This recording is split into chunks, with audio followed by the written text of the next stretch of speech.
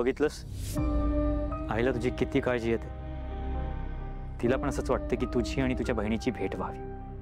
आई आहेत ना त्यांना लेकीची काळजी असणारच ना. प्रत्येक आई ग्रेट असते. माझी पण आई ग्रेटच आहे. पण ह्यानंतर माझ्या मनात तिच्याबद्दलचा आदर आणखी वाढलाय. या घरातल्या माणसांना ना माझ्या मनात काय चाललंय हे कळतंय. हेच खूप आहे माझ्यासाठी. नाही मीरा, हे सगळं तू कमावलंयस. आपण जे दुसऱ्यांना देतो आपल्याला त्यांच्याकडनं परत तेच मिळतं. मग ती कामाची जागा असो, मैत्री असो किंवा नातं. तू या घरच्या लोकांना आदर आणि प्रेम दिलंय आणि आता त्यांच्याकडनं सुद्धा तुला तेच परत मिळतंय. पण वेदाचे बाबा, मला ना एक भीती वाटते. आपल्याला माझी ताई भेटेल ना? अगं का नाही भेटणार मीरा? इनफॅक्ट आजपासून आपण बाकीच्या सगळ्या गोष्टी बाजूला ठेवून या गोष्टीकडे लक्ष देऊ. हे आपल्यासाठी प्रायोरिटी असेल. ओके, शोधून काढू आपण तुझ्या बहिणीला.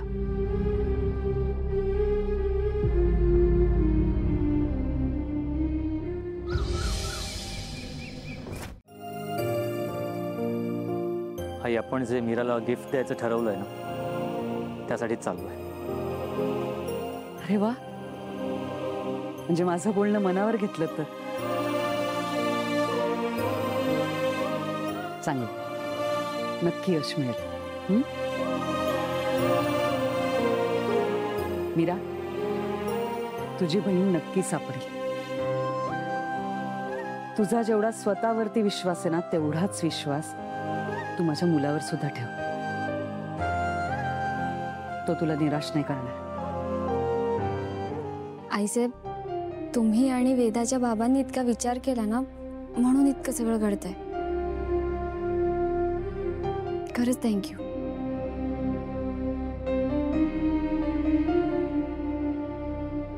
आणि तुझी बहीण सापडली ना तर सगळ्यात जास्त आनंद मला होईल. आई, आम्हाला उशीर होईल, आम्ही निघतो. हो, बेस्ट ऑफ लक मीरा. चल. मार्जरी, मायाला आश्रमात पाठवून मी पहिलं पाऊल टाकलेलं आहे. आता माया मीराच्या आधी तिकडे पोचून सांगितलेलं सगळं काम करेल. म्हणजे रे, आता तुला एका महत्वाच्या कार्यावर लक्ष द्यावं लागेल. अंबिकाच्या आत्म्याला कैद करणं हे सगळ्यात जास्त गरजेचं आहे. तिचं श्राद्ध घातल्याशिवाय आत्म्याला बांधून ठेवणं अशक्य आहे, हे विसरू नकोस. मी काहीही विसरलेले नाहीये मार्जरी. आपल्या मार्गातला सगळ्यात मोठा अडथळा म्हणजे त्या दोघी बहिणी आहेत. मनुष्य आणि आत्म्याला वेगळं करणं गरजेचं आहे आणि त्यासाठी माझे प्रयत्न सुरू आहेत. नाही, नुसते प्रयत्न करून चालणार नाही.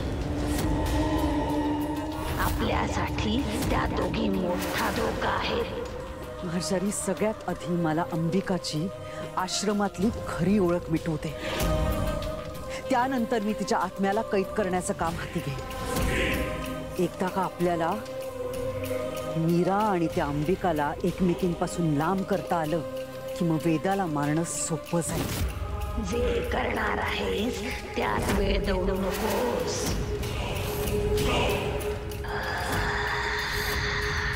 खूप काळ मी चिरतरुण होण्याची वाट पाहू शकत नाही.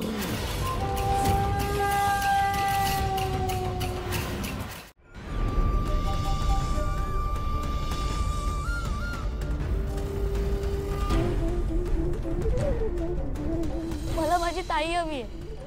तिच्या हातचा मऊ भात खायचंय. तिच्यासोबत खूप भांडायचंय. तिच्या वेड्या ओढायचे. तिच्याबरोबर रांगोळी काढायची. कधी भेटेल मला माझी ताई?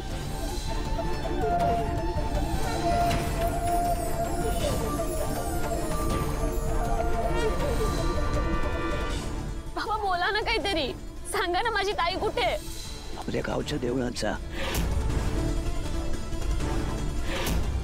तिथे तिथे आले तुझी बहीण. आ, आ, आ.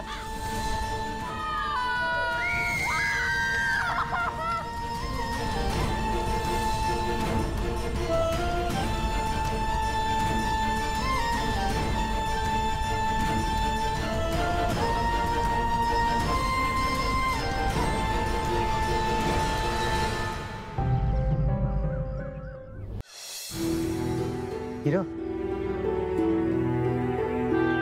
काय झालं? तुला त्रास होतोय का? पाणी हवंय? नाही नको. तुला गाडीत मळमळतंय?